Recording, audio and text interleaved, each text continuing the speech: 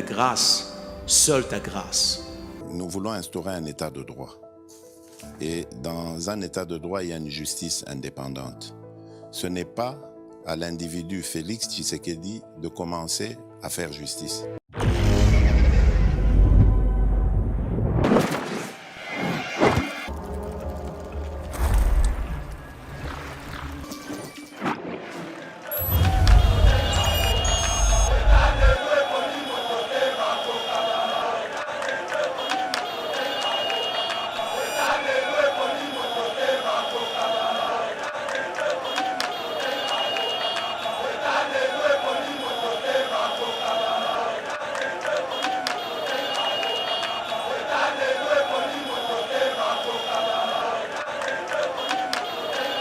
Et si quand même contentement même il y a mon konzambo canabiso place vandi place zaleli que justice on a la chela imotema justice to sengaki et ça la indépendante et ça musana ngo comme il se doit et permettre makambo Bible loba que c'est pas la démocratie qui élève une nation mais c'est la justice lelo celui mon konzamboka nzete aleli bongo biso bitapi voilà donc le comité rando zomona soki kaba nani kaba oui kaba azalaki akendati kuna soki ba wapi do banyamaka cessé mais kaba s'est retrouvé koto toujours moi extra bango donc problème on lelo to sanango justice ya mboka na biso de comité ran apesi batu eloko oyo ba congolais basela inango te lelo sko batu bazui réponse que c'est pas le président Tshisekedi ndabimisaka kuluto Vital Kamerhe. Le lot, tout quand même, que nous avons réponse, c'est pas le président Tshisekedi, de Moutakangisi Franck Diongo. Le lot, tout avons réponse que c'est non. Ils ont président Tshisekedi, de Akangisi Salomon. C'est-à-dire, tu as mis ça été ni Longondo. Voilà. Mais Fachi vraiment, Mandania Liboso Bandio comme Anasuka, mandataire public, Kabila, Anoma, Atiki Bangoka Atilero, en tout cas, Korango, Mesalaka, ya solo. Le comité. Basa la toilettage, ba nommé batu ba longola batu kalaba kotsa batu mususu. Ah! Na ba Didier Massel appelle lisusu. Na ba Barbara Kanam. Ah, na ba Barbara Kanam pe en tout cas Fachi vraiment. Ah! Na ba Blaise Boula. Ba Blaise Boula. Ah! En tout cas Fachi. Oh! Mais ne comite. Mais kaka on a Congo to vendre to bi Fachi kabwana na ba Belgicain. Pasteur Gili. Mais Fachi vraiment mandania liboso bandio comme Anasuka. Mandataire public Kabila Anoma Atiki Bangoka Atilero en tout cas Korango Mesalaka ya solo le comité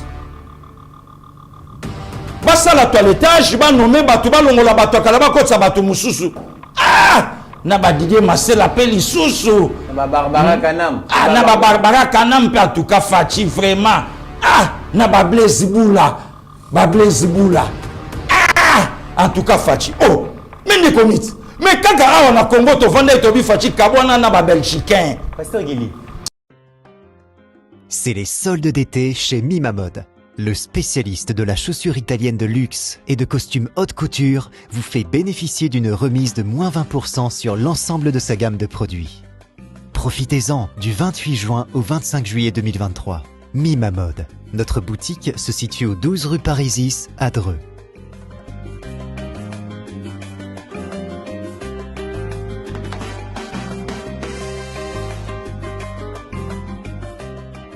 Venez découvrir notre nouvelle collection de chaussures de luxe faite par des artisans italiens, tels que nos Richelieu, en cuir pleine fleur, ou nos mocassins tricolores, ainsi que nos nouveaux costumes de cérémonie haute couture. La qualité et la diversité de ces collections vous donneront l'embarras du choix, et vous bénéficierez de nos conseils avisés grâce à notre expertise de plus de 15 ans.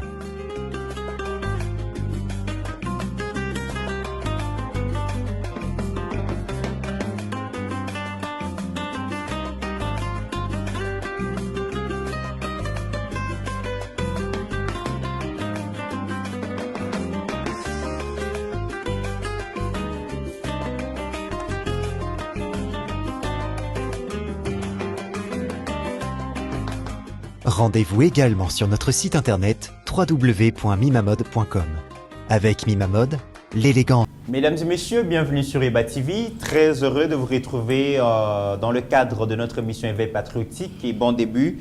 La semaine, on a Binonyonso Oyobozali réparti dans la République démocratique du Congo à travers ces 26 provinces, mais aussi en dehors de nos frontières. Merci de nous avoir choisis pour vous informer, car c'est lui qui a l'information, a les pouvoirs et nous avons ces devoirs sacrés de pouvoir vous informer parce que Bino Congolais, na bolingo ya mboka na bino bolingaka toujours bola la bola muka na ba nouvelle au Italie mboka na bino na début de semaine. Mesdames et messieurs, tokozongela d'abord likambo oyo ya affaire kidnapping et kanga qui vraiment actualité, une trentaine de jeunes arrêtés, traduits devant la justice, jugés et puis condamnés. Malheureusement dans l'opinion batu batikali na posa na soif wana ya justice. Balobi ba sepelité vraiment makambo ngeleki, c'est comme si donc justice ya mboka ezo protéger batu mususu elingité ba inculpé wana ba bimisa ba secret. On en parle dans cette émission, mais aussi rumeur oyo kotambola likambo ya trafic ya ba organe to lobelaki yango na émission lekaki tokozongila yango lelo. Mais aussi au cours de cette émission, mesdames et messieurs, nous allons revenir sur l'interview du chef de l'État face à donc Atina Salama, porte-parole naïe. Le chef de l'État a répondu de manière indirecte na ba peuple congolais à travers ba préoccupation na bango ba salaka bokoyoka mokonzi mboka ba kotanga ye dictateur. Qu'est-ce que lui-même pense de ça? Le plus grand regret naïe na quinquennat naïe oyo réussite naïe vraiment ya liboso, justice, service national, beaucoup de questions mesdames et messieurs.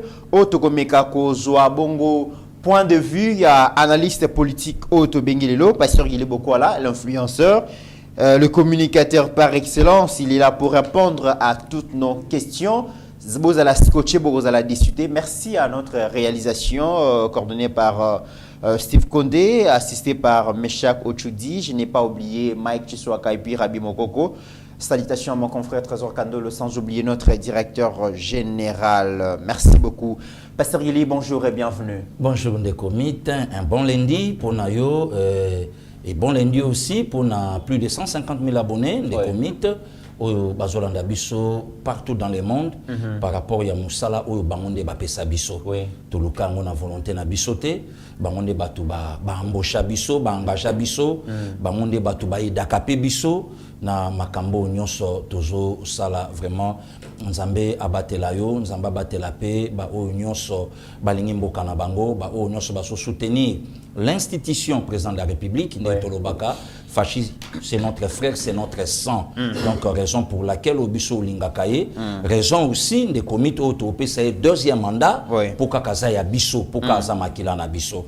Et les anniversaire à mon grand frère depuis Bundes José Jofa Chimbalanga Yaya Moto Lobby à Souflaki 65e Bouginaye, c'est pas facile que du bonheur malgré que c'était hier, mais les qui a pensé aussi nayo totombe layo mbotama elamu et sikozali na bande konyonso en tout cas poso oyo mobimba ezaya yo sanzo nyonso ya jié na reste na ngwetikali nzambe a accompagné yo même tina sukambula oyo on est toujours ensemble ya José Jofa Chimbalanga de comité tungaki pe totombela musala ya nzambe malamu na moko ya biso alandaka biso le pasteur Jean-Michel Musungai na Paris a consacré le pasteur le lourd de charge ya jui malgré aussi na bomoto c'est un médecin mais Azupe voix, il y a conseil la Penzambe, pasteur Jean-Michel Musungai, on est toujours ensemble. Nzambe atambola na yo, Nzambe oya bendio na katelanga na ye, yemoko a doté yo na ba capacité, na ba compétence pour musala o ko sala Isaiah classe T, eza musala ya bonzambe, Nzambe o yemoko za le recteur par excellence. A accompagné yo na musala oyo signé docteur Eric Madiata ya Mama Jolie. On est toujours ensemble pasteur Jean-Michel lo sambo na yo tozana ngope besoin. Merci na yo pende comité. Merci pasteur Guili, mieux vaut tard que jamais. Je souhaite joyeux anniversaire à une dame et c'est qui? Elle s'appelle Nif Dobo le démon, c'est ma maman. Vraiment, même les pauvres phrases n'ont pas formulées pour maman 70 ans. 70 ans, on est donc en septentenaire. Même les pauvres phrases nous avons formulées pour nous remercier pour tout ce qu'elle a fait pour nous, la grande famille Naya. Et Kokokate pour nous exprimer vraiment gratitude Nabiso, une dame qui a tout donné pour que le lot Tozalaba Oyo Tozalelo. Grand merci maman pour l'éducation, pour la formation. Grand merci pour notre sens et sacrifice. Grand merci pour notre négation. Au Mipesa, donc elle a tout donné pour que Tozala O Tozali. Ata a payé sur un million, mais le peu. Mais non, on a commis plus qu'un million. Pasteur Guili, nous sommes plus qu'un million. On a banane à Bassi à Boti. Voilà. A raté mon côté. Raté mon côté. Aujourd'hui, tout ça, quand même, na cadette naé, les lots fierté. Voilà, docteur Rachel na Canada. Voilà. Le lots na Canada, une bénédiction auprès de son mari. Très bien. Bénédiction aussi pour la famille naya. Donc, maman raté ta sali quand même, ça qui te vraiment, elle a tout donné. Et Babo, ça n'a pété les lots de commit. Emblème, il y a Makasi, dans le monde, il y a Bapanzi. Voilà. Voilà. En tout cas, grand merci maman. Zambapé sa nyonso ezangi pour que vous vivre vraiment encore très longtemps. Nasima Nabiso longue vie, teintée de bonne santé, bien-être, bonheur. Naibike Mikolozoya, Ozalasu Nesengo, Ozasu fier Nabana Nayo. Et merci surtout pour l'éducation chrétienne. C'est une valeur où le lobo permettre à surtout ça. Token de Liboso, maman la kisibiso bonzambe. Surtout ça. Je me souviens tant otozo sala malongi na baniklet na barachel. Ce que lingi vraiment maman peso eloko. Kende malongi, kende prière. Donc kende CVB wana boyo kana très bien.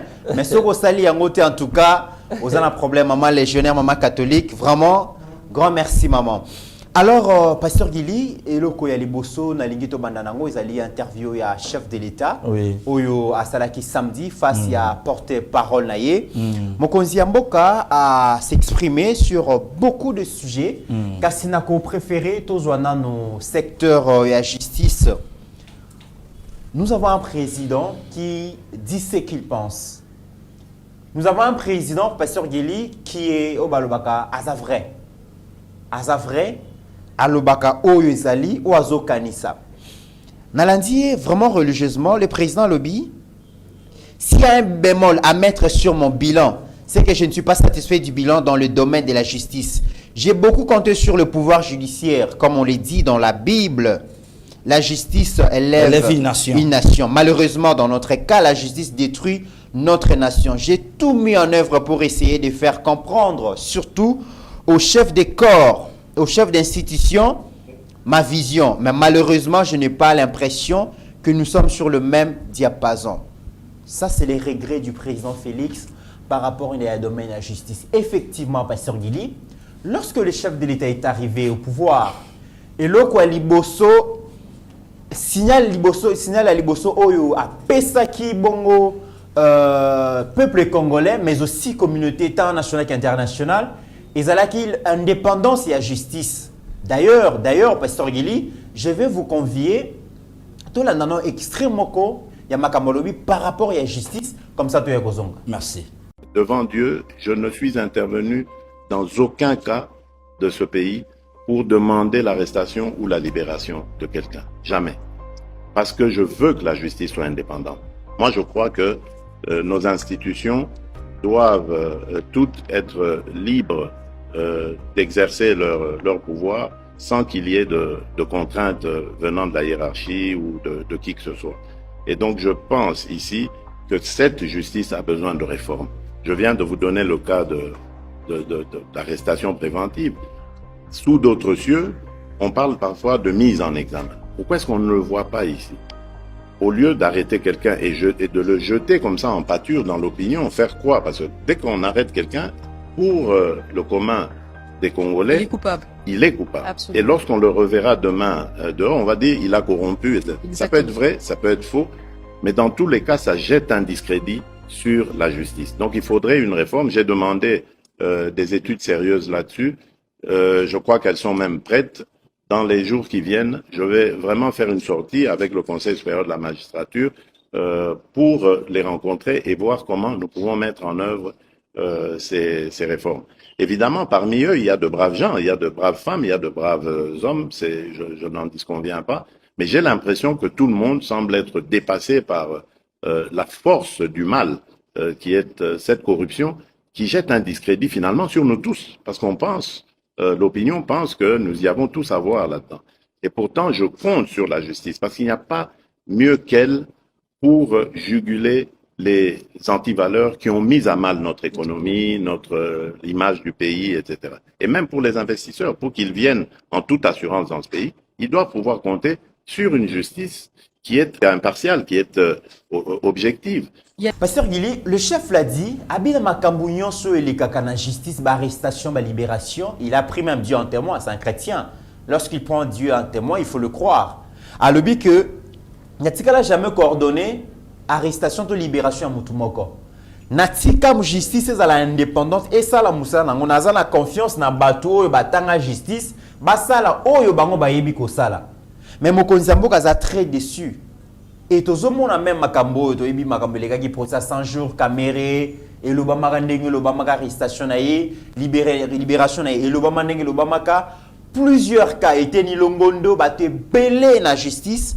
Justice Mboka lelo pasteur confiance ezali sous-souté to kanisa ki biso moko peuple ne toza très déçu na service judiciaire oyo ya Congo ni justice epesa biso lelo mais le chef de l'État Yemoko les magistrats suprêmes a très déçu et puis a exprimé un mot.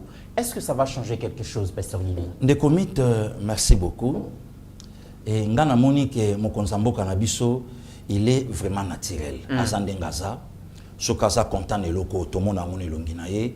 Et ceux qui passent à content, même à un discours naye, vous sentez qu'azo le bazo bouger le boko, c'est comme ça qu'il est. Mais difficulté, il y a président de la République qui n'a biso. Entre autres, Yanga Moto na votaye et Zawapi.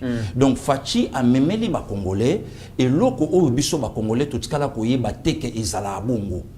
Ni n'ongo ezala bongo. Oh, ndeko Mitterrand, biso va ina Mobutu.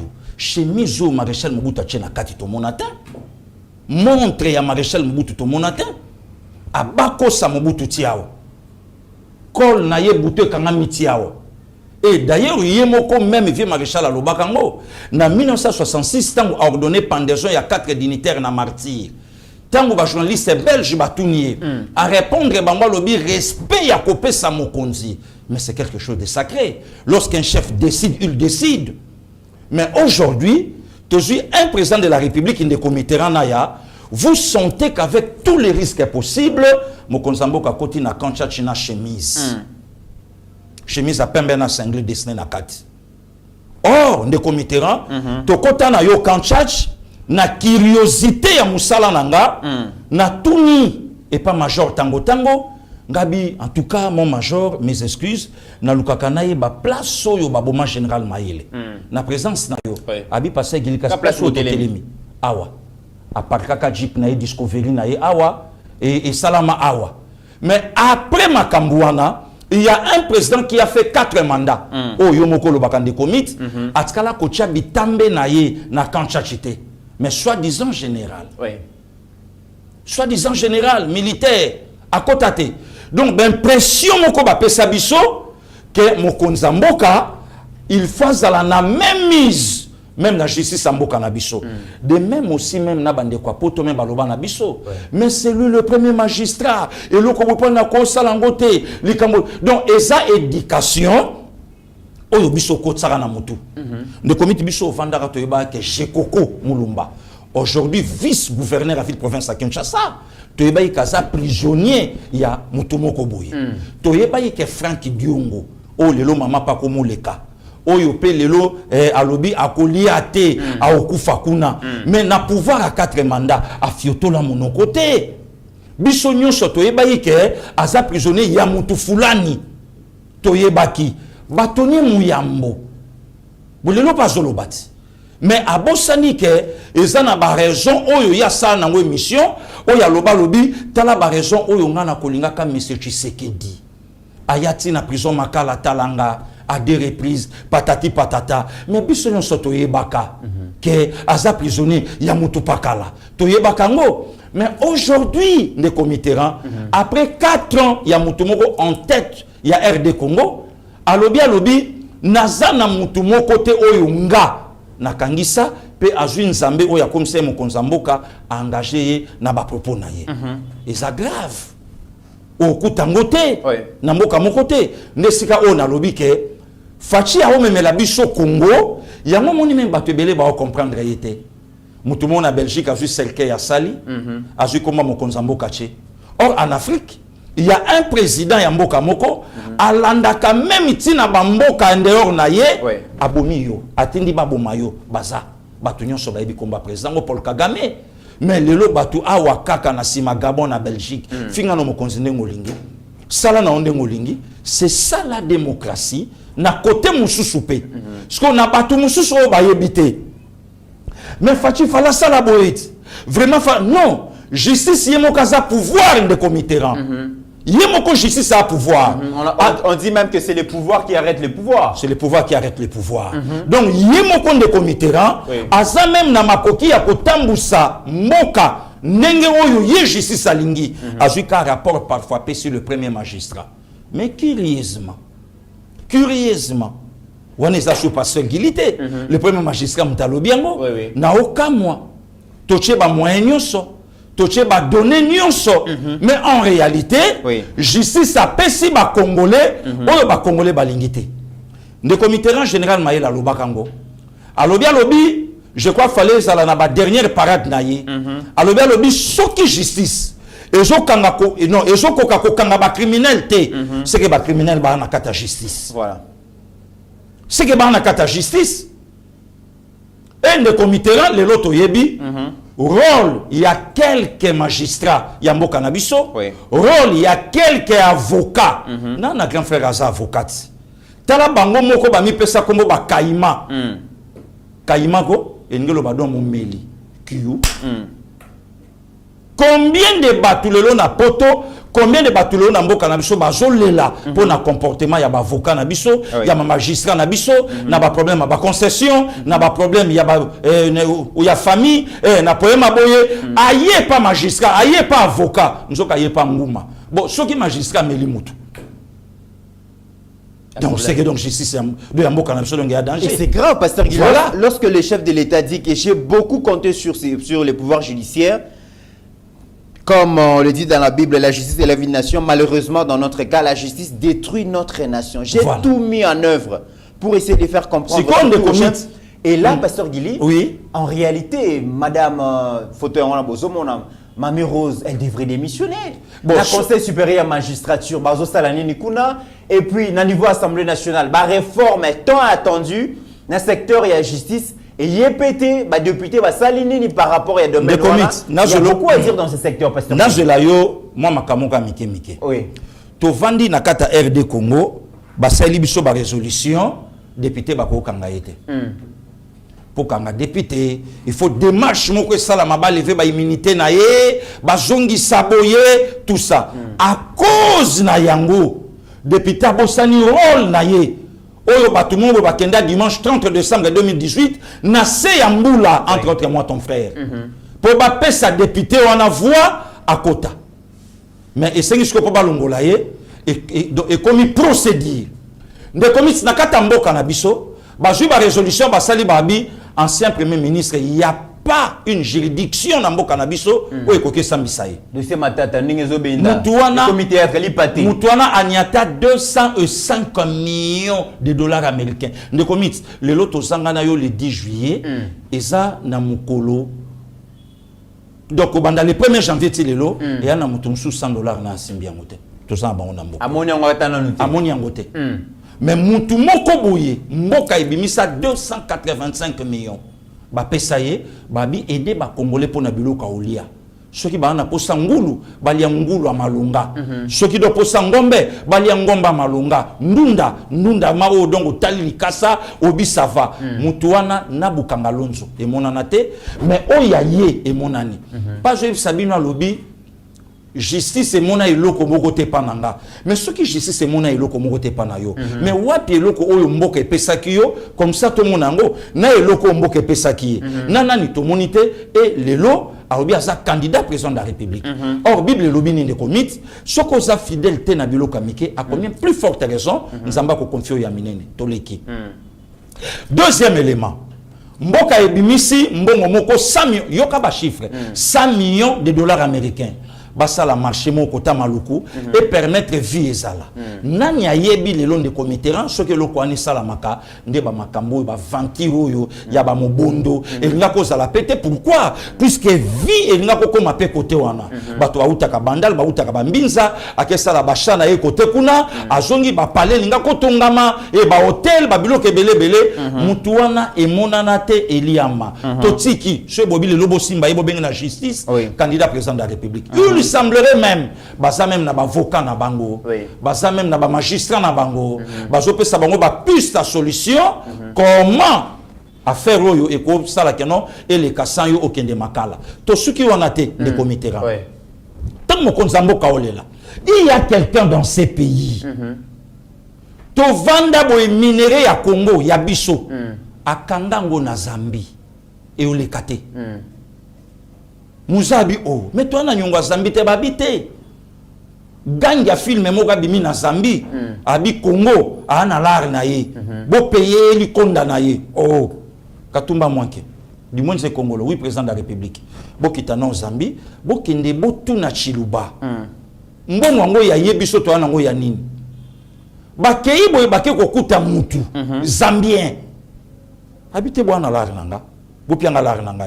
abi oh mais yo la Congo habite nande ko na binote nande ko na binote ngana sa ba kombo belé awa na Zambie kombo na ngai Katumbi Chapwe bino boye binga Moïse ba binga Moses moi ba différence c'est ça pour bino kuna na RD Congo et ya la Moïse awa kotoyo et ya la Moses ba binga Moses oh Mose ouais Katumba toza na nyonga type moko wa boy na boy mais aza Zambien to futaye de combien de poto confirmé yango azwa biso RD Congo 60 millions asuka wana te atuna pe biso c'est quoi très bien mais pasteur le chef de l'état a reconnaître te nazo yande comité là to vandi na batu ya bongo to vandi na batu ande comité là impôt na entreprise na bango oyo ba bénéficier na Congo ba l'été justice enquêta bango te et loko mon côté ba biloko belé et salamate de comité là quel est le c'est justice le lot souffrir na likamo insécurité justice a font la paix de ça bichadari ya na bete la biso li solo o lobaka na biso ke boko paralyser mboko yo shadari kusiluku o lobaka na biso boko paralyser mboko yo yaka kaka yako yebisa biso bonia ibo paralyser ndenge nini n'est-ce pas na moyen oye bimi lelo ce basali yango na shola kotelema monseigneur ce basali yango a oganga musitu ozalo candidat président de la République mais yaka nanu obetela biso lisolo olobaka ke boko déstabiliser mboka oyo boko déstabiliser mona moyen nini et permettre d'investir bayate donc c'est ça le problème. Et si quand mécontentement même il y a mon konzambo canabiso place vandi place zaleli que justice on na chela imotema justice to sengaki et ça la indépendante et ça musana ngo comme il se doit et permettre makambo Bible loba que c'est pas la démocratie qui élève une nation mais c'est la justice lelo chez mon konzamboka nzete aleli bongo biso bitapi voilà donc le comité rando zomona soki kaba nani kaba oui kaba azalaki akendati kuna soki ba wapi do banyamaka cc mais kaba s'est retrouvé kotoyo tozo zo moi extra bango oh yo Isaac Diable Isaac Kaba mwana mokolo bakaba kaite ati otumeli Diable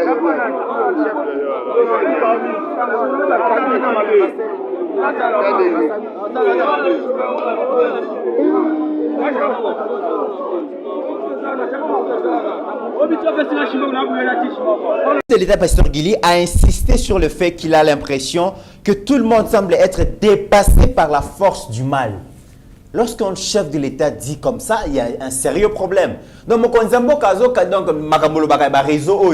même à Lingeti, l'inspecteur général et à IGF, a très déçu aussi la qualité de prestation en justice parce que le dossier d'enquête est belé au basali et zola kisake et ça n'a pas tout baïbi mbongo ya l'État mais justice ça a corrompu et tous les magistrats mususu véreux baza ba coopérant ba magistrat ba kota na bango cop et justice na République démocratique du Congo et comment on peut ça l'impression que la justice est pour na bato bana mbongo ebele so na mbongo ebele osomba ba décision judiciaire de comité ba opesa yo ba piste ba opesa ba piste nyonso ba omema yo na ba donner nyonso la raison ko gagner la procès la raison au gagner procès au bimi au salibo donc ba biloko nyonso wana de comité ce qui le justice na biso elobaki etelema to ce que telemi après émission oyo que justice telemi babi ba récupérer mbongo na maboko ya bato mbongo oyo ça na maboko ya bato toko sala ba projet belé parce que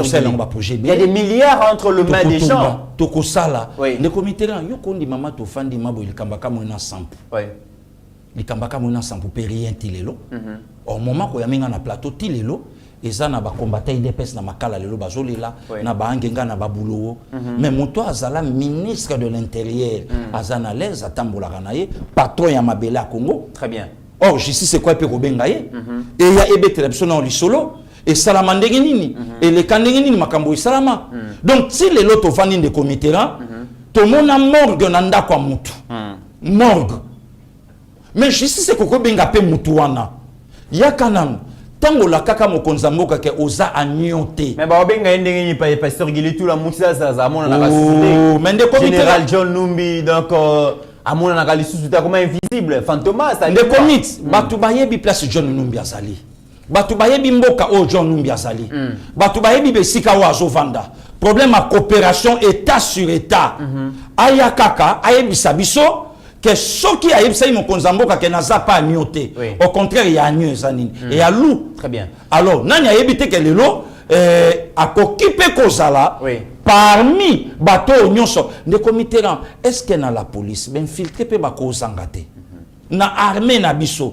ben filtrer pe bako zangate na gouvernement oya Congo oyo mokonza mboka azui confiance azui signature apesi mutalobi di passer Gili di koma place boy est-ce que ben filtrer pe bako zangate c'est ça le problème puisque même matin na gouvernement moko ele kaka moko azalaka ministre a coopérer na ba journaliste nyonso o baza contre président Tshisekedi mais il y a un ministre ya président Tshisekedi ya Congo azuli pour bango ba visa bake moko tanga beti tour na Madrid aye a fingi passer Gili na Madrid aye a ke France a commis ale adversaire sikoyo ale facha commis camarade naye nana idaye ministre moko na kata gouvernement donc problème on le loto sanango justice ya mboka na biso de comité a pesi batu eloko oyo ba congolais basela inango te facha za très déçu et tous ceux qui sango pasteur Gili na extrait à vidéo oyo comme ça to ya ko tozo secteur mususu merci de comité. Et nous récoltons souvent la critique de l'opinion de manière injuste, qui pense que, par exemple, je prends comme ça un cas, lorsqu'on met quelqu'un en prison préventive, en attendant son jugement et qu'après on le libère, on pense toujours qu'il y a une intervention de l'État. Madame, je peux vous le dire, devant Dieu, je ne suis intervenu dans aucun cas de ce pays pour demander l'arrestation ou la libération de quelqu'un. Jamais. Parce que je veux que la justice soit indépendante. Moi, je crois que nos institutions doivent toutes être libres d'exercer leur pouvoir sans qu'il y ait de contraintes venant de la hiérarchie ou de qui que ce soit. Et donc, je pense ici que cette justice a besoin de réforme. Je viens de vous donner le cas d'arrestation préventive. Sous d'autres cieux, on parle parfois de mise en examen. Pourquoi est-ce qu'on ne le voit pas ici? Au lieu d'arrêter quelqu'un et de le jeter comme ça en pâture dans l'opinion, faire quoi? Parce que dès qu'on arrête quelqu'un, pour le commun des Congolais, il est coupable. Il est coupable. Absolument. Et lorsqu'on le reverra demain dehors, on va dire il a corrompu. Ça peut être vrai, ça peut être faux, mais dans tous les cas, ça jette un discrédit sur la justice. Donc il faudrait une réforme. J'ai demandé des études sérieuses là-dessus. Je crois qu'elles sont même prêtes.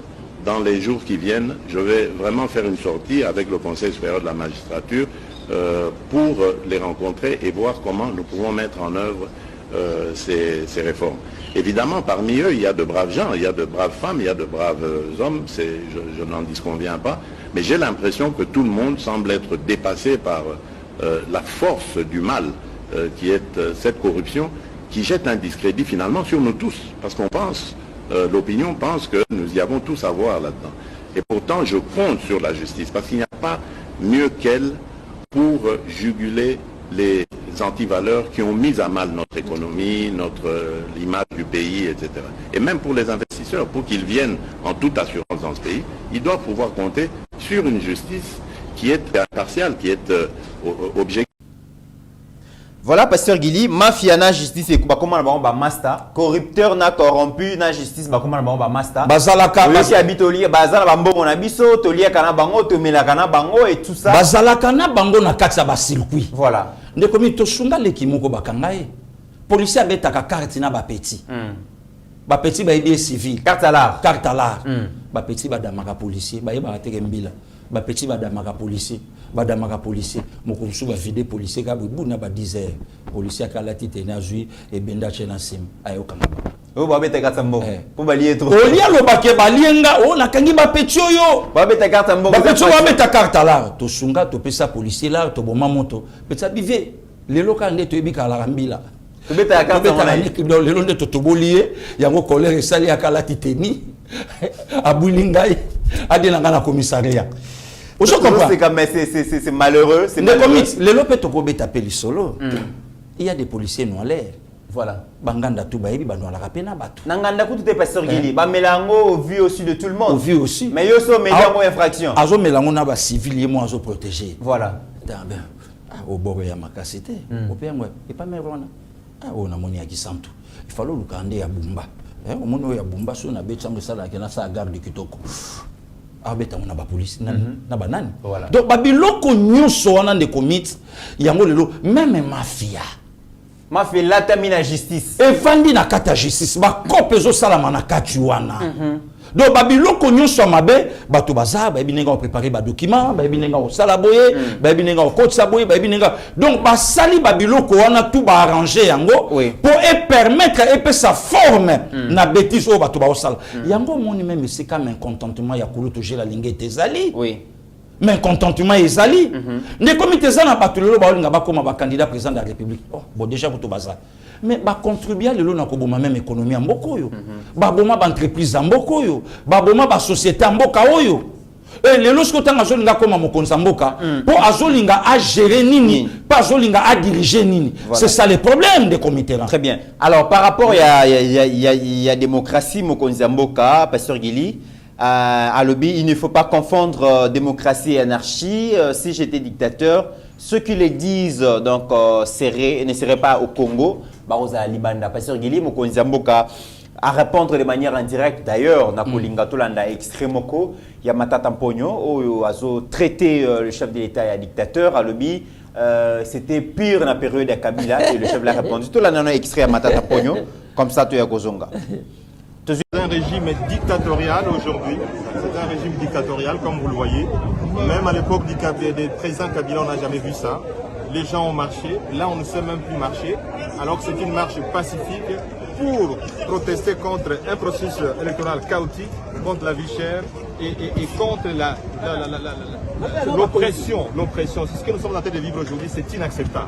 Cette marche disait quoi exactement? La marche ici voulait justement protester contre un processus électoral chaotique qui prépare justement le président Tshisekedi à prendre le pouvoir de force. 2. La vie chère. Tout le monde sait aujourd'hui que les gens sont impayés. Il y a des gens qui ont 11 mois d'impayement de salaire. Les prix montent tous les jours. Les taux d'échange se déprécient chaque jour. On ne peut pas avoir un régime qui ne fait que s'enrichir et la population ne fait que s'appauvrir. On n'a jamais vu ça. C'est quoi les solutions que vous Mais les solutions, il faut que ces régimes s'arrêtent. Il faut que le processus électoral soit revu et que le processus puisse conduire à l'élection des candidats qui sont aimés par la population. On est en train de préparer un processus pour élire des gens qui sont détestés par la population. Vous les voyez vous-même. Voilà. Merci. Pasteur Guili Mokonzi Mboka répondre Gazali démocrate rompu, bateau bazolo bakaza dictateur, bazolo balongo na Congo, na ba pays mususu soko le bezo beloko aboye et sengelo za la Libanda. Mais bien et sûr. Et à cause jamais chemin ya dictature parce que y pas combattant yango. Yango na émission de comité Fachi aye ko laksa biso babiloko o biso yebakate. Moïse Katumbi a sali marche le 20 mai. Basali ba cop na bangwa lukutane taoki mabi c'est pas facile mtako traiter biso. Mais Joseph Kabila oyo abimisa ye awa na coma na oxygène fomenté. Oyo abimisa ye awa lelo akomi frère Amina ye. Mais na fachi oyo azui passeport. Abibo pesa ye passeport congolais azonga na mboka. C'est pas ye mtako lo bango. C'est pas ye.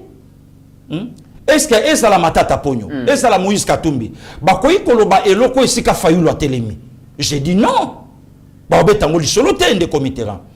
président de comité, ce qui fait Zalaka dictateur, Kabila Kova na mboko yote. Kabila Kova na mboko yote. Donc, on va préparer les mêmes dossiers, rien que Kaka, na calcination ya ba combattant ya IDPS. Mon frère héritier Congolo, Aibi Makambo na oloba. Ne comité basique ici ba combattre des pêches oroye baté oya yo bango nyonso ba komi même forme. Mais les loba hôtel ya makambo wana loba tumusu bango na kuna na union sacrée. Bango wana kuna. Les loba oli ya pembongo. Nomination pe basana kati. Basana kati. Donc les loba mutumoko akolo bateke il y a un président dictateur au Congo. Le comité le comité ça va voir que l'opposant mongo Grenade.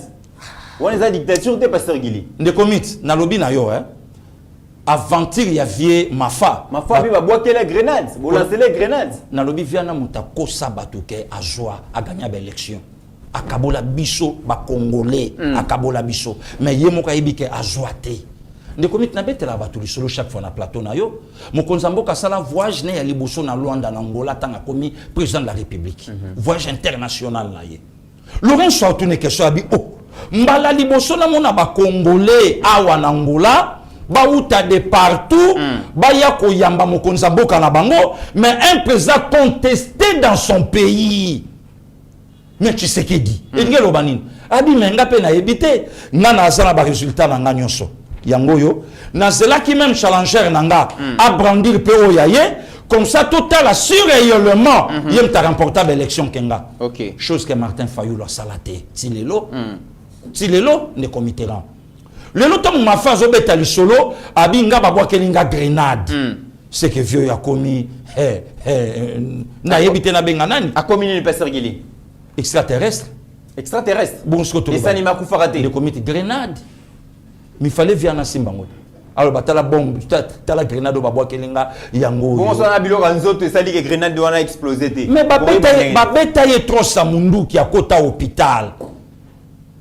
Bori vimbawa ce que bilo kan soto ya la kuep et après on a ndia yozo bilo kan soto pour ba bise maman Eva so bal na lokolo et kenda wapi donc en fait problème ya bato ezake moi si ba meseni sai na kobeta ndeko miti il y a des femmes comme ça ayo kaka bien sûr ba beti makofi so ba beti makofi wana motema ne kitia vandi bien mais soka ju mobali oyo bito tambola lokwa bato ya mona ka okomate de même aussi avec les politiciens congolais. Il y a un politicien na mbokoyo. Alongwa wa kenda na poto akefandi sabatata na ye. Nga batata na nga ba mongo. Akenda kufandi sabatata na ye banani ba yuda. Abi ba congolais balingi nga na koma mokonzi te na mboka na bango po tata na nga mo yuda. Ndekomit na Congo Brazzaville baza na cardinal te. Bia yenda baboma ye je crois le 22 mars 77. Na komati place oyo azali na cathédrale à Opema. Awa na Congo Brazzaville befek baza ebele, na Angola befek baza ebele, na Zambie befek baza ebele, archevêque à Paris azali. Mais tout cas comme on a sorti médiatique, il y a archevêque qui était il y a Paris a parlé pour na ba désordre oyo et le kalelo na France. Mais pas na biso archevêque ganga film. Archevêque a tout dissipé bato pas micro a rafalé pe mokonzamboka abi démocratie au biso to monaki mokonzamboka tango yaki asisitaka espoir il y a tout un peuple mais auto mona lelo yangote mais babosani ke kaka bango bato balobaki na lelo alobi abi tango yaki asisitaki mais tango yaki azalaki na ne pas na bino bino bosenga ki nini kabona na Kabila le mal c'est Kabila tango yaki azalaki na ne pas na bino biso to soutenir yeme lo ka biso to linga akabona na mabe lelo mabe tanga kaboyi nango mabe komi bien pa na bino Donc, en fait, le vrai problème est ça. Il y a la chantage à Mabé, à l'Occident, par rapport à Mokonzambo, Kachadar Yaka Keye Makala.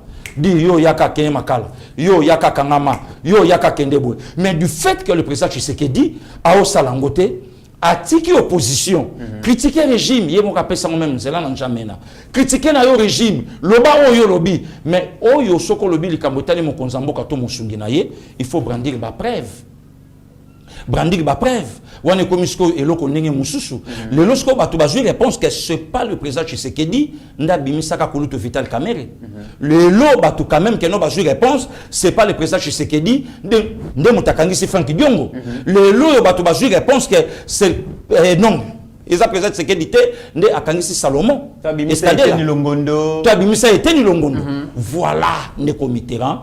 Pour permettre batu ba yebake ba makambo ne komit tozo souffrir trop na makambo to yebate. Mais pasteur Gili RMP boy makambo ko lo batango mokonzi agir kati sele kaliboso ya nkolo ke atikala kopesa instruction bakanga to ba liberté kulutu bakonga devant base na ye lobi bobete la mokonzi maboko boyebi ke na kotaka boloko mokonzi ndabi misinga pasteur Gili. Mais eloko kanda lo bakite kune pa na ngai ayebisa ibatu te poanya kotaki boloko.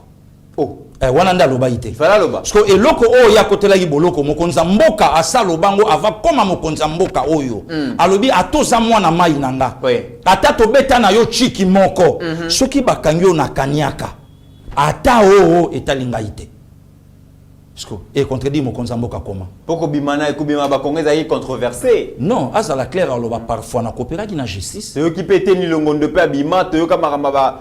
Bon, le comité justice déjà sur le qui on mais il y a makambo belé il y a boire et à manger. Yango peka que non mokonza mboka zo beta lisolo lelo. Oui. Habito adesi na adesi. Justice obiso lingaki yango yote. Yango yote. Donc justice moko il fallait asala musala na ye na ndenge oyo esengela ipe na osalango. Très bien. C'est ça de comité rang. Voilà. Donc bako c'est la mokonza mboka makambute ke omonité abimsa Vital Kamerhe pa yebaki pon de comité kobo sanate kongola makasi na lisolo ya ndeko na ye koleka ye moko OK. Donc congolais mako vanda bon lelo na télé maso na coin na ebitende masolango ya la ratanto manda au télé na coin au mon grand frère mo a télé msibino abi petit na ebi au moni final o ya coupe du monde de Betami o la France na Brésil oh mais France a solo la qui Pela qui était déjà en France avant. Donc là, on va passer champion du monde. Déjà, on va passer au Brésil. Si on est les là, on va passer en France. Abete l'histoire en France, toi ça. Aza ou atondi si bison de commit.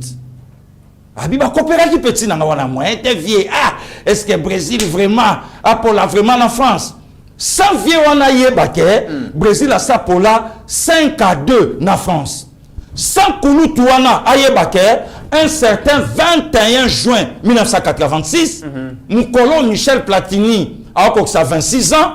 Platini a raté penalty à Longwa. Non, a raté penalty, mais Balongo la Brésil. 1-1 dans match. Sans que Aya Koyeba na 2006, France a gagné pe Brésil 1-0. Plat du plat. Non, quoi? Bah, long ballon, na Zidane et Henri, oui, entraîné extérieur du pied.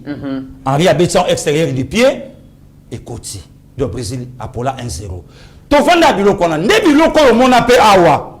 Ah bon tu sais que en tout cas nananga voté Martin Fayulu. Ce que tant coalition yé ba tout so bando beta so bazo monate. Justice amboka yango eketi. En tout cas Fachi. A obet la solution na quoi? Alobi tu sais que dia talifi kofi na opesa na ni pouvoir. Bon, on a un peu ce pouvoir, mais justice aussi. Kabila salifi confiant. Oui, à salifi confiant. À Taliban, à Pessango Fachi. À justice aussi mbate, banque aussi mbate, armée la police. Fachozo yo kanga bien. Komeka aussi mba yangote. Merci, monsieur le président de la République. À bien comment? Sans ba journaliste ba panzi sango bande comité rang, ba yebisa biso ke coalition elinge lobanini. Tata Mbongo, muto sala ba latin, ba philo, ba théologie. 13 ans ya chiki. Yekuta kena biso ti na cohabitation. Oyo banda na première page de la constitution ti na soukanango, le mot cohabitation n'existait pas. Tata cardinal akinango. Abi fallait même to kendata na cohabitation. cohabitation n'ingelo bani de comité yo ya yanga. Donc Kabila satiki bukonze mais gouvernement ya Kabila. Sikoyo kutu coalition et même biso na matata bon na cohabitation to gato keningi nini. To suki wana tende comité mais Fachi vraiment mandanya liboso bando koma na suka ba mandataire public o Kabila anoma atiki bango ka atilelo en tout cas corps ango mezala ka ya solo de comité. Basa la toilettage ba nommer batu ba longola batu kala ba kotsa batu mususu. Ah na ba Didier Masela peli susu na ba Barbara Kanam na ba Barbara Kanam en tout cas Fachi vraiment na ba Blaise Boula en tout cas Fachi mais ne comité mais kaka on a Congo to vendre to bi Fachi kabwana na ba Belgicain Pasteur Gili. Mais par rapport à la coalition FCC Cash, de comité tout quand makambu balaba le banda ko senga. D'ailleurs to la Moussa Mouké, kulutu Mike Mouké bay. HD l'exception extrait à vidéo on a comme ça to ya kozonga. Fatitema, dama ibalae, toto mwenga kabila.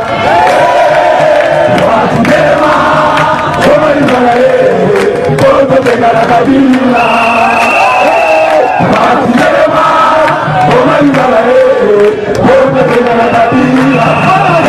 Fatitema, dama ibalae, toto mwenga kabila. Fatitema.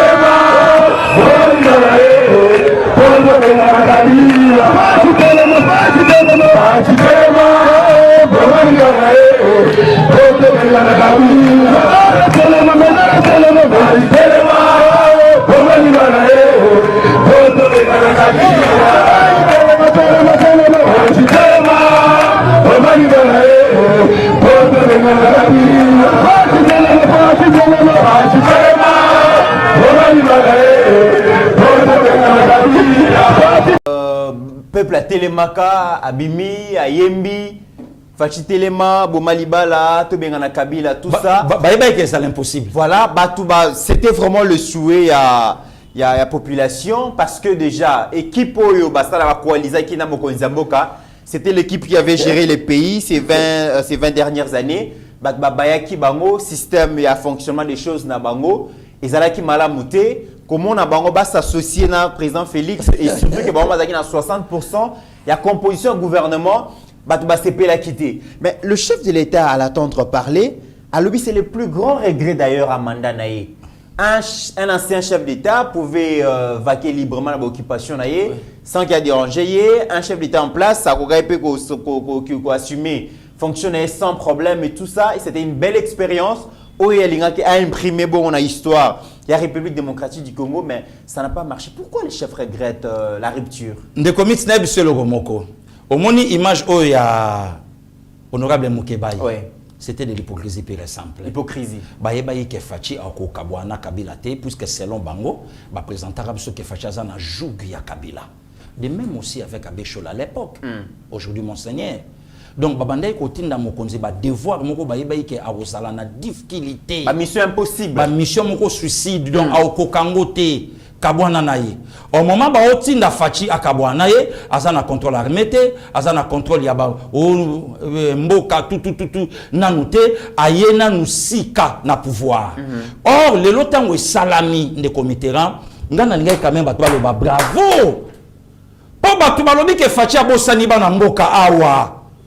Adjui ba master na ye ba belgicain ba venturier ba chekouler ba biloka pamba ayena bango ba jui même likambo chekouler ba kolango pa ministre ya hydrocarbures Boudimbu Didier ba tu ba yeba te ke tangu bango ba na mikili ba beta kula na bango l'excellence avec tous les respects kendaka chiki le l'homme est avocat et jeune ministre net yé avant d'ici hydrocarbures oyo ministère na yé ezo sunga pemboka na effort de guerre ezo sunga pemboka na bija l'état mais il y a quelqu'un au biso yebaka na mboko ve na biso mende mutamayele régime ya bango pouvoir ya bango mais basalela émotion ba bengana ye via kokate via kokate dans ces pays on ne savait pas qu'il y avait existence ba bloc pétrolier na ba bloc gazier toyeba yango te il fallait jeune ministre lokola Boudimbu Didier aya Donc, à la Kisanamboka, donc, Babiloko Nyosona. En fait, le vrai problème est à la Kinini. Balakisa Mokonzamboka et Loko Mogo Oyo et Salan Nango Bongote. Pour ba initier la population. Kabila Bomimboko Yakangani na Kabila. Ne si Kaba expliquer Bissoke, un président au pouvoir sans la majorité, avec une majorité sans le pouvoir, et c'est là qu'il fallait qu'il y ait une coalition. C'est la première expérience où Yombo Kanabiso et Yeba Yangote. Ba caché place on de comité balobi talandenge en tout cas Kabila ka muta voté donc a nommé vraiment ya solo et Zalakate vraiment en tout cas Fachi est-ce que les comics na bato ba na poto bato kutu balaki censé ya kolakisa kabiso non pasteur Gili tomoni babiloko en France entre Sarkozy na Macron et entre Sarkozy na Hollande et ça même ministre moko alaka ya Sarkozy non ya Hollande a travaillé donc au lieu batouba bisabiso mutozo kana téléphone dit est-ce que c'est pas ce Gili petit en tout cas boza mama yele nde comité quand tobando quand ça quoi baton so bavanda na poto balika biso na mayele et Dieu merci que lelo tobandi pe ko kende tobande ko quand ça quoi baton so bavanda na poto balika biso na kitoko Dieu merci lelo tobandi pe ko mona bango tu vas dire que c'est le cas, tu vas vendre dans la mikili, l'équipe qui est d'emblage, bilamba. Le lopé, tu vas dire que bon, on dirait que la carte la kinit. Bon, on peut la gambe la pète. Oui, yo mo talo. Bon, betina bon, acheter betina makolo malam na zo acheter. Vous comprenez comment? Il y a zakuna. Il y a zakuna. Donc Babylone konyo sona to vivaka yango. Tant coalition salami Kabila ke même les prêtres basangelo kakoloba allez bon langage changé aeli biso ba aminaye entouré de Kassayens. Mais est-ce que ça a changé aujourd'hui pasteur Gili? Gouvernement coalition FCC cash na gouvernement les warriors est-ce que ça a changé? Oui na ba warriors de l'eau gratuité vendue avec maître Tony Mwabakazadi année sili inquiétude de salamité l'école pour la plus grande réussite à chef de l'État et Tony Mwaba doit s'estimer vraiment heureux des comités na betela yo lisolo toza parmi ba pays où le carburant zoté comme moins cher grâce à un ministre gouvernement mboka na biso a na quota o ya bimisaka po biso peto ke ne pe na station bon au du carburant le président sud-africain a réclamé le Kamouya Inga 3 pour en Afrique du Sud courant pays et qu'on peut katana. Oyo kiambo makelele. Et le loto mokonzamboka abandi pas Blaise Boula. Mais des comics na 1993 kulutu ana Blaise Boula monga asilisi classe na Ista. Baninga na eba musicien ba betelier concert. Na ba. Et alors na tisimo balata chemise moko nini. Ya skol. À l'époque bazana okuna na nation na Brakongo baninga na ye bangonde bato ba biso ke muninga na biso tito bandai ko beta atangaka tito voyager atangaka pe a continuer classe na musique asilisi mabe lelo soka jui musala mabe nde comité na kanisa ekutu ke no fallait Blaise Boula azalata Kassayens oh ya nanga Équateur makelele wana échanger fort na masela paix maintenant on a évité que Kouloutou Marcel a zonglé une classe à campus. Oya bosana ki amonani. Musicien ya wenge fondé de pouvoir mais à santé que natanga bon le quoi ndule bando pesa mobulu a continuer chikine a na campa. Ba o pe ba sekaka.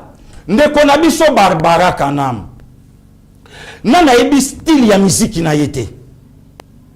Modèle ya makambu na ye nana ebite ke lelo mutoyo so pe bazui pe moi responsabilité moko ba pese nde komiti biso zaka na comédien moko na kata mboko yo donc ve mango ba côté le makaka boka o talier yo moko kie mais professeur à français donc choka ju pété na ye lelo ya lokumu na mboka mabe de même aussi ngana yo tango ya mbanga na plateau parce que Gili en tout cas mokonza mboka okanisa binote bosali musala makasi mukolo kaka bakozwaka passer Gili na passer Gili wana niveau ni na nango vraiment muta sans été okite parlementaire debout okite banomenga PCA ya ba toilette aéroport balobi bon Babi va nommer PCA la toilette et l'aéroport.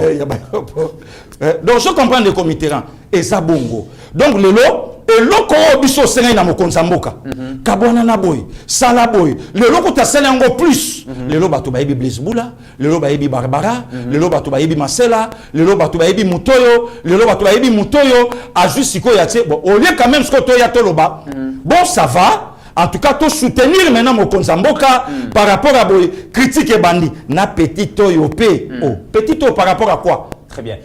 Na muto yopé. Il y a encore problème sur des communes. Au moins ba makambo onyo sotango zo salama. Ouais. Même atali kamba justice mon Konzamboka lobi angote. Na so ngamo moke.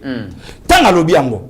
Nde komiti le loto komi na problème ngo na kata mboka na biso ba makambo e komo renye likambo ya ba filmage ya ba téléphone, likambo ba enregistrement.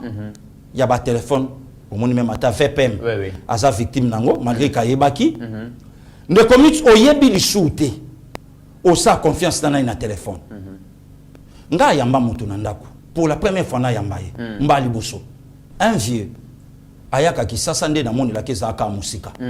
Après avoir collé la yara nandako. Même attending kulutu na biso Hollande biso lelo na sima caméra. Oye nanda kwa moto kangi photo nanda kwa moto sans accord ya moto wana. Allusion ngolo bi publier na réseaux sociaux. Violer intimité na ye. Moto wana na ni mutapoto. Moto wana ni médecin. Même na mayele na ye moko place aza. Même atabatno so ba Hollande biso. Alors que yo en habitude te ko la sa vie privée na yo. Vie na nga na bimisango na batute.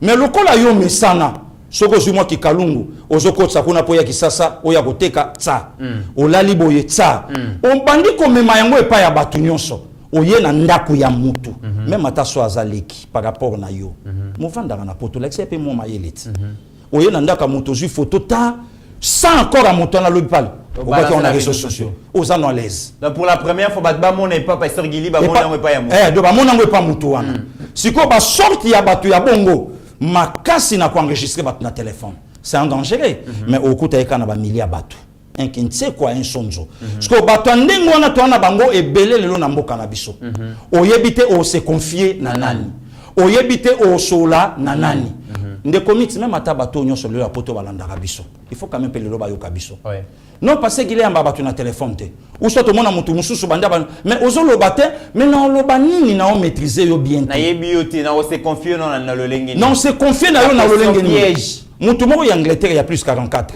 a se confier na mutu ya publier kinda kunanga ça yeba ke mutu wana enregistra qui payer ça yeba vous comprenez donc difficulté lelo ne commit auto kominango en fait souci ya mokonza mboka eza ke asangisa Congo autour na ye donc a joué na méritocratie mais tant qu'il y a na pouvoir ala ki non a contrôle il y a un mouvement nyonso ya mboka te il fallait na tikana no mutwana na OCC natala comment ça fonctionne il fallait natala na no kotoyo natala ndeni azomema il fallait natala na no mutokoto natani ce que tanga ju contrôle ya makambu nyonso ayebi siko nani a ko placer mais lobby peka batona bazoni ba parlementaire debout batiki bino mokolo nomination ya président René na mayele na yenyo sonde kwa na ala nango mokolo ko bima ka bato ba ko fin ba nommer René ka pa kasayen mokolo pe ko zala tanga passer Gili niveau nini ya nango mboko vuma ba ko mochaka batongo bichelela donc en fait eloko bato ba oluka ezoye banate na Congo yango monesi quand même réglé il y a président de la République evandi yango wana et ça la justice et ça la même na domaine il y a prédécesseur na ye de commis na Congo Brazzaville empereur Asakuna mais to comme il a souka pasteur Gili par rapport à Mambozo Loba nazo senga deux vidéos pasteur Gili le chef de l'État regrette Abi c'est le plus grand regret naé rupture à coalition FCC cash Madame Olive Lembe, à l'obi Mokonzi Mboka, bakosa qui a Kabwanana Kabila, voilà ce qui arrive et tout ça. Tout là dans des vidéos, on a comme ça, toujours un commentaire na yo, et plutôt clôturer l'émission.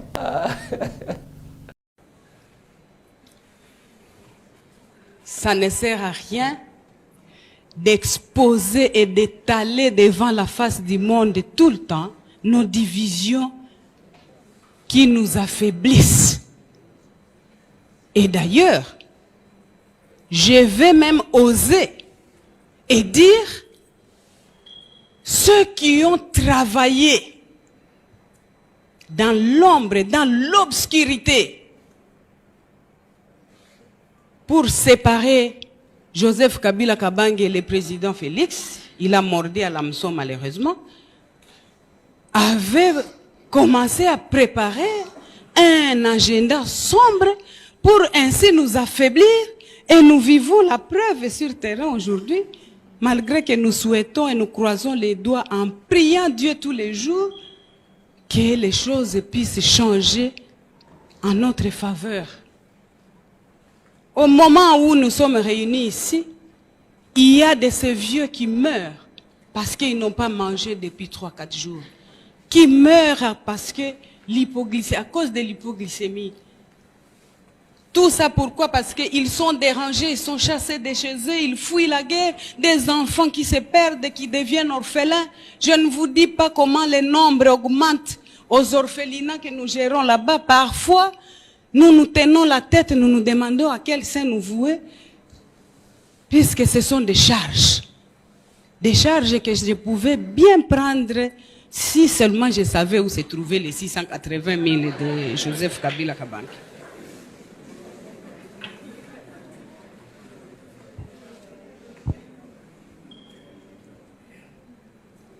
Mes chers frères et sœurs, aimons-nous vivants comme disent les artistes.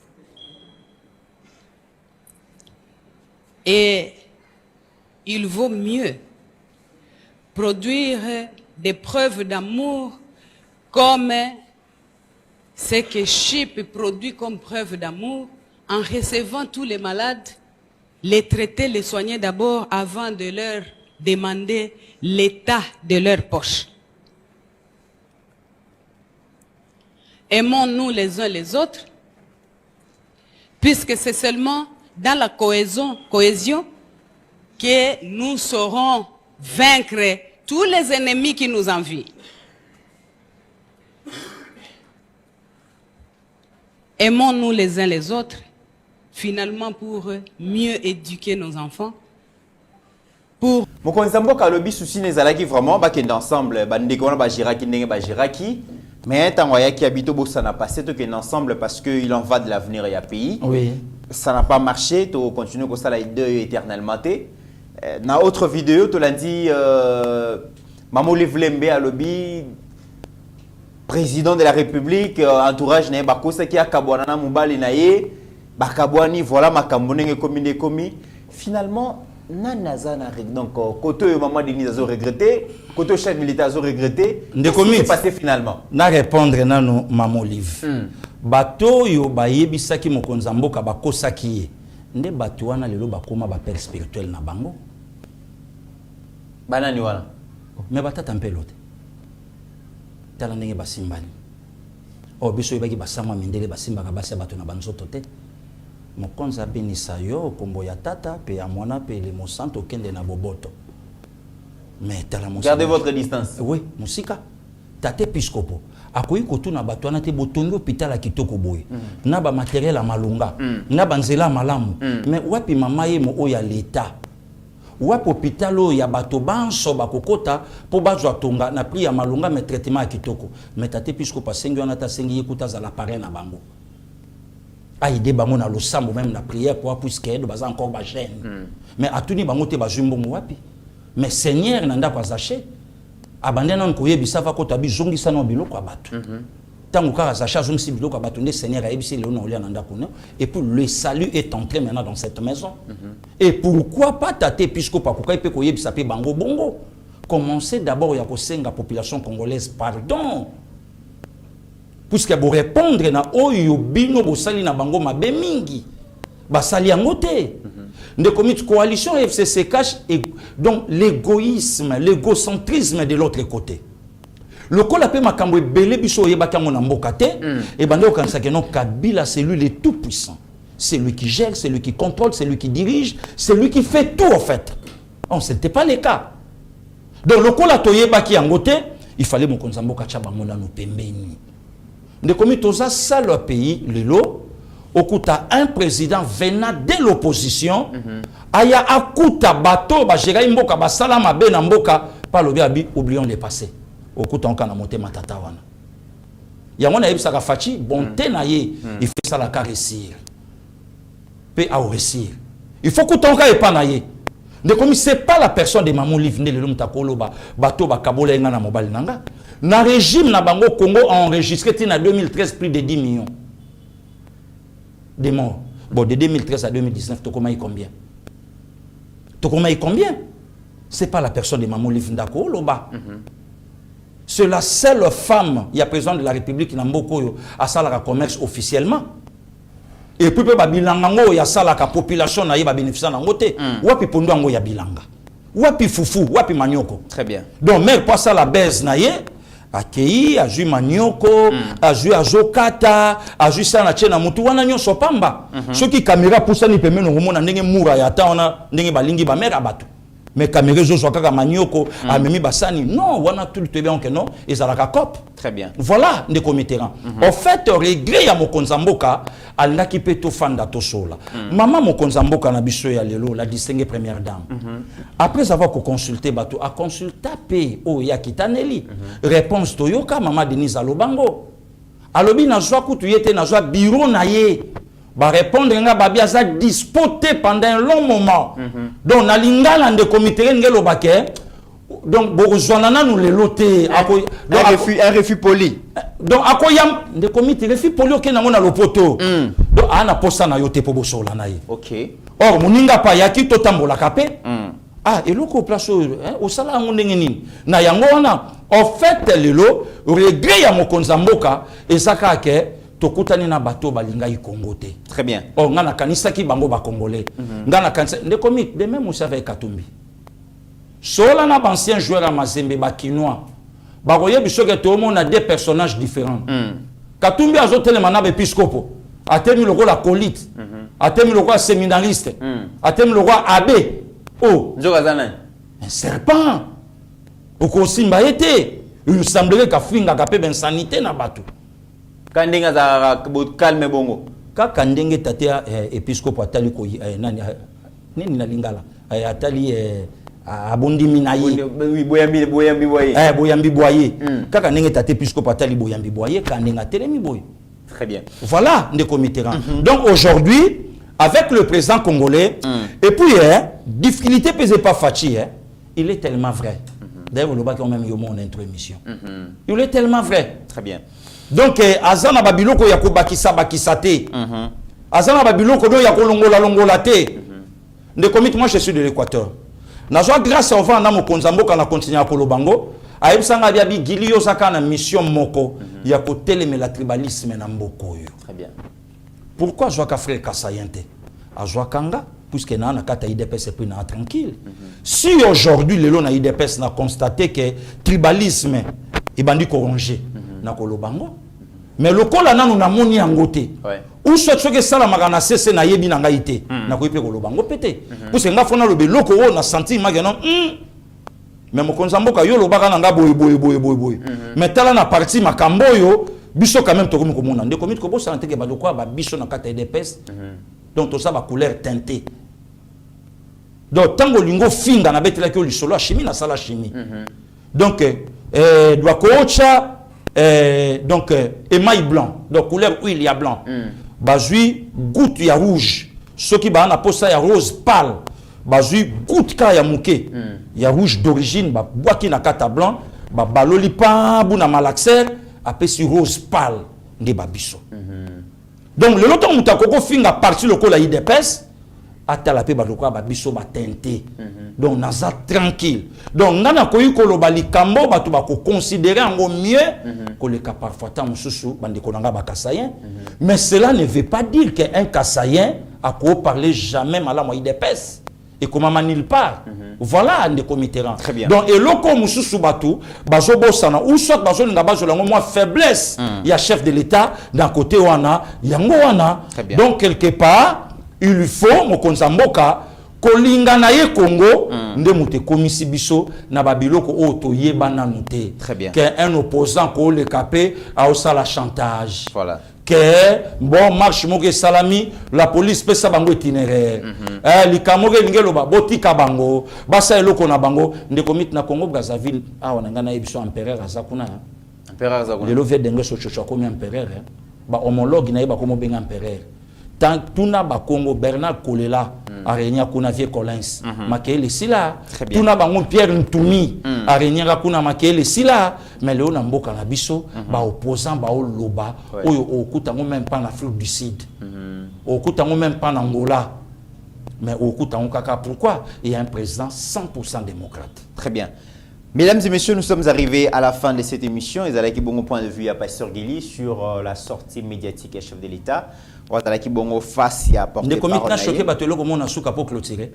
Les lots batu ba obenga net mulukwa Moïse Katumbi azobenga président au dictateur tondima quitté. Mais papa Pierre Lumbia Koufi Awa, membre ensemble au cadre. Mais président congolais qui est là. Voilà. Mais papa tienne là Joseph Kabila yate. Très bien. Nous sommes arrivés à la fin de cette émission. C'était prévu que semaine autour d'une édition spéciale. On a maman Denise Nyakiro Bozomo on a une émission moko, une conférence mon basalaki Zakari avec Christian Boussembe présent Sensa. Moi photo ana Bozomona. Tozongela yango Congo féminin. Pasteur Gilazo ko bazo bongama ko récolter ba mama nyonso oyo ba marqué histoire et la République démocratique du Congo hein to ko rendre bango hommage le Congo féminin parce que maman Catherine Zouzou Ambombo Azolanda Biso donc toujours luka vraiment bango na domaine nyonso na ba grande sœur moko na ngiringiri ba renyaka na basket à l'époque à ba tourbillon ba Marceline Mbouli bazakuna to ko luka bango donc le comité ça ma travail to ko sala to ko luka pe na la distinguer première dame voilà et toute une vision au féminin très bien azo penser ni pas zolinga ke na bango wapi. Voilà, nous sommes arrivés à la fin de cette émission. Merci à l'équipe technique, merci à Bino Nyonso ba commentaire ba remarque ba suggestion. Bandeko ya Bawalikale, bandeko ya Walungu, bandeko ya Idiofa, bandeko ya Masimanimba, bandeko ya Kwango, bandeko ya Kikwit ya Kenge, bandeko ya Lufu boza tellement ebele bozo komela biso. Merci Nabino na bosanité bandeko bazana Chikapa, bandeko bazana Chopo, bazana Olomami, bazana Okatanga, boza vraiment ebele komela biso sans oublier bino bandeko diaspora. Merci Nabino, merci na confiance beaucoup pesa Yeba TV tozawana pour vous servir. Pasteur il est au combina sur émission le mot à clôture. Non, merci beaucoup de commit, merci na bandeko nyonso balandaki biso. Kimia na mabota na bango, on est toujours ensemble. Merci aussi na ba nominé, ba oyo nyonso. Problème eza na nomination te. Problème eza nde sala de pesa confiance na mokonzi na choix oyo ya PC panayo. C'est ça le problème. Et ça karaté que non commis PCA, et ça ka to commis DGA, et ça ka to commis DG. Mais entre-temps aujourd'hui bisa déjà ba travailler na solobi, bochelenga pour s'habiter beloko na biki bo sala. Règlement des comptes. Bongoté. To servir nation. To bunde la mboka. Boza plus meilleur te, boza plus intelligent que les kabato musu ba vande libanda. Mettons bino bozu yango ngelo ba ketana bino nde voilà. Alors maintenant, tout travailler pour Namboka et permettre tout ça soutien na biso na mokonza mboka à réussir premier mandat naé et à deuxième mandat naé à comme na Congo selon mission au yé azanango oyo nzamba pesa ki pour Namboka na biso Congo. Donc ngelo baté que notango lelo au komi PCA a imbala moko bando luka na Facebook moto ya boya kiyo akenda poto au bois kele ordonnance oya yebité au bois kele ka parti ka kombo na yo kati. Ah oui, mais tu es banomé ngai. Donc on est ngelo bakezonga. Tout ça déjà. Tout ça a besoin makambwana te. Tout ça peut na besoin te kende comité au comité DG au bando tu na ba orange. Oya yo ya privé. Bon wana ma rover wana honnête donc la lokola. Oya tomi moi ba wana. Te. Tu en as besoin nango. Bando lotango. Tout ça peut na besoin te au bando benga mbala moko et pas fait na biso Jésus les rock ba costume ou là tsaka ba député ou ana ba ministre ko Jésus les rock o beta ka mo bo pesa pasteur Guili à peu près ko ça combien côté de la 50 té mbala mo 50 kasabengi fait na Jésus les rock bon ata ba benga ka pasteur Guili 50 déjà bat ta Jésus les rock ngaso na zuika ordonnance na onola taka bangambo kuna bon yo kasi bato belé lo banga ba comme ba député pour nani pas comment changer ba veste pas en pamba les rock là sangai bon les rock pe lo wala ne motema malamu atindi e pas sakamboko kuna na lukusa là tsaite et bien là bato yango wana donc mutala taka veste tetanga la communicateur mutala taka veste malunga tetanga la nani au journaliste donc tangu kaka komi député abi bokoye bangai Tant aux autres, bon, tu as la veste, ils ont so bandi aux institutions en 2001, malgré la mission Cécile.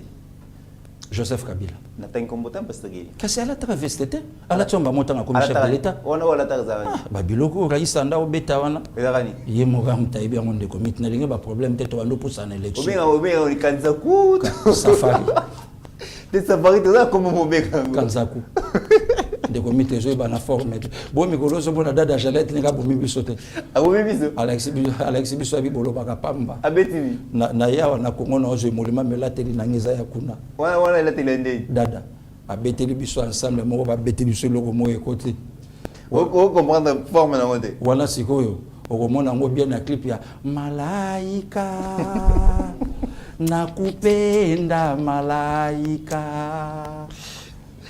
malaika omona la clip wala omona la clip wala yo mosko comprendre mais wala ma malaika mutamboka ni ndeko mi sukisanga na kena ngai. Mesdames et messieurs, au-delà de nos divergences d'opinion, la RDC reste plus grande que la somme de nos ambitions individuelles. En attendant, portez-vous bien car chaque jour est une vie. Merci Ndekomit. Ta grâce, seule ta grâce. Nous voulons instaurer un état de droit. Et dans un état de droit, il y a une justice indépendante. Ce n'est pas à l'individu Félix Tshisekedi de commencer à faire justice.